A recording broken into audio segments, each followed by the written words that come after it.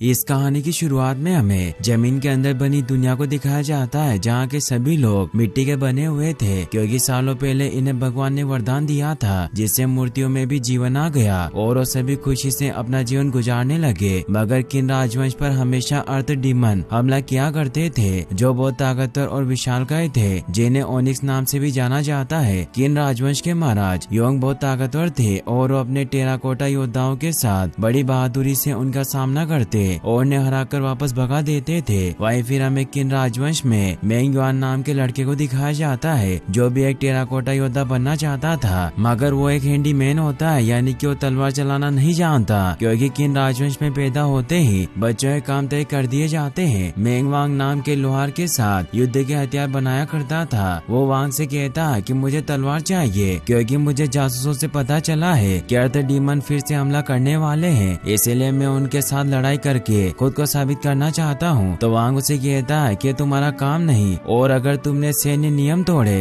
तो तुम्हें सजा भी मिल सकती है। तभी उन्हें युद्ध के लिए विपुल की आवाज सुनाई देती है, क्योंकि अर्थ डीमन उन पर अटैक करने आ रहे थे। इसीलिए मेंग जल्दी से तलवार लेकर वहाँ से निकल जाता है। अर्थ डीमन के आने से शहर के सभी लोग डरकर अपने घरों में घुस जाते हैं। अर्थ डीमन शहर के ऊपर हमला करने के लिए आगे बढ़ते हैं, लेकिन टेराकोटा योद्धा बड़ी बहादुरी से उनका सामना करने लगते हैं।